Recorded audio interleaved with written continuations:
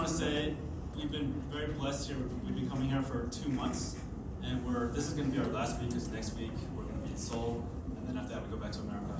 And one thing that's very special here is Pastor Samuel shares the stage so many times with so many people. Every single Sunday, there's 5, 6 groups of people that come on the stage, and including giving there's testimonies every week. So I'm very thankful for that. And so he even invites a visitor like me to share my testimony. So my testimony, I'll give a short testimony, this is the story of how God brought me back after 15 years of wandering. So I grew up going to church. My parents were Christian, and I got baptized in 7th grade. But when I was 16, I read a book that made me think of a question I never thought about before that. What if Christianity is not true? So I started reading apologetics books voraciously. I wanted to quash my doubts and convince myself that Christianity was true. At the same time, I didn't want just arguments. I didn't want just intellectual thoughts. I wanted to experience for myself this God. So that's what happened at a youth conference when I was 18. It was the summer before I went to college. And I remember praying with this lady. It was this Chinese lady. We didn't speak. She just prayed with me silently. And I remember praying, God, I want to know you. I want to experience who you are. And all of a sudden, I felt this overwhelming sense of God's presence that I had never experienced before. And God felt very close, like I could converse with him. And after that encounter, I dove in deep. I felt like I was called to do a 40-day fast. And so at age 18, with no experience, I did a 40-day fast. My parents were very worried. They tried fasting with me. They lasted 21 days, and during that time period, I was just in my room all day, 18 hours a day, praying, and read the Bible in 4 days. And then I went to college in that state of spiritual fire. But in college, I faced new doubts, this time from professors, books, and peers. I studied a lot of postmodern philosophy and religious studies from a secular perspective. And slowly the doubts piled up, and I couldn't respond to all these arguments. And I felt like I began doubting my own experiences, and also even if Christianity was true.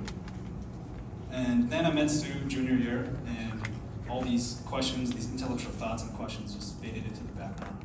And I focused on my relationship with Sue, career, marriage, kids.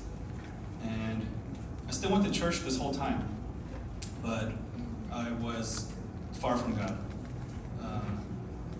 God was distant and mostly irrelevant, and I wasn't sure if he even existed, and I doubted whether the claims of Christianity were true. And I certainly didn't think God could hear me or that he cared about me, so I didn't pray at all.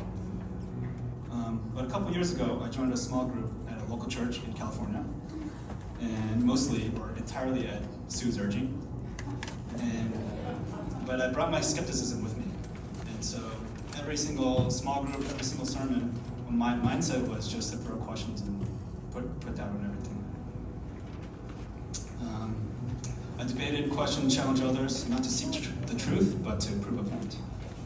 Then one night in November 2023, after a night of intense debate with some of my colleagues, and a thought came into my mind when I was lying in bed that night.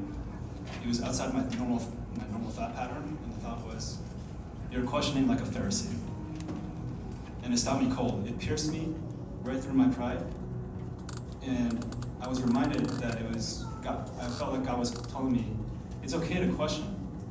And in fact, I'm expected to ask questions, but the disciples asked a lot of questions to Jesus as well.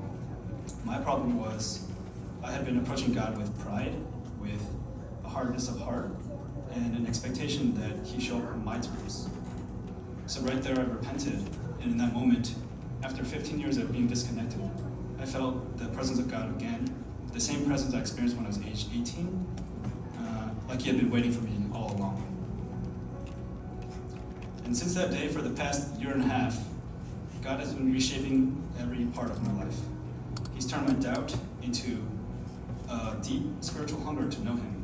I began reading the Bible every day, seeking his presence, listening to sermons every day, especially from Tim Keller, who helped me confront and unlearn a lot of the half-formed assumptions I've formed over the years. I started a book club with a few of my brothers to read Christian books, deepen my theology and understanding, with humility this time. My wife and I started doing devotionals. This is something we've never done, even though we've been together since 2007. And he's been reshaping my views of work and money. During this period of separation from God, I overworked, turned work and money into an idol. But now I work and live with an eternal perspective and for rewards that do not rush or perish. And he has renewed my hope again for eternal life with him, for his kingdom, and the daily joy of walking with him. So James 5:19 says, "Whoever brings back a sinner from his wandering will save his soul from death and will cover a multitude of sins." I was that wanderer, but God reached out to me, pierced through my hardness and skeptical heart, and restored me to a relationship with him. Thank you.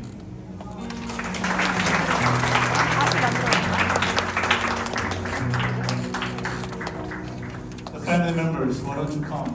There's our brothers and sisters, and Deacon John, those who connect with our main church, our church group leaders, please. We're going to intercede our prayer to these brothers and families. Intercede prayer is a spiritual muscle. We're going to focus on these brothers and family. Wherever he's at, other side of the world, he's still connected. We're one same God. There's a one same baptism. There's one same blessing here. As they go next week, this is the last week, to the U.S. It's still connected with the Holy Spirit. We still pray to one God. So as we support them, can you stretch your hands? You can make an antenna. If you want to make the satellite, it's fine. We're going to pray for them. God, we bless these brothers and sisters who serving the same God, who humbled himself. No matter what his life experience lead to some of the different directions. He know who's a God. He know what he did for his life. He know what he's will do for his family. So let's bow down and let's pray as he continuously his journey for this glory of God. Let's pray together. Let's cry out to God. Thank you so much, God. We bless these brothers and this family, Crystal, Sujongs, and 3 kids as they're working as attorney in the U.S. Bless them for their professions. It's the method to glorify God. There's a justice. God protected, use their knowledge and lift them up. God, we are connected to our brothers here as brothers and sisters. God protect them. God provide a hedge of protection as them go back to their home and able to connect with us again. And understanding we are all connected as one brothers and sisters. Thank you so much. And God, we are praise God for this amazing family who dedicated, who honors, who committed their life to your glory, extended the kingdom, God. Continuously bless, and their thousand generation understand who God is and what is their purpose in life.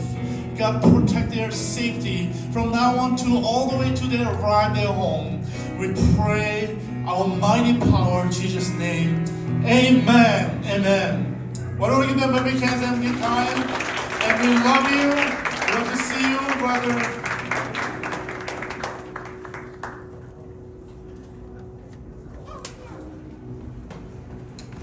Now, we have a special moments. We have a special song right now. Liana and Jane prepare a special song. After this, we're going to take a break.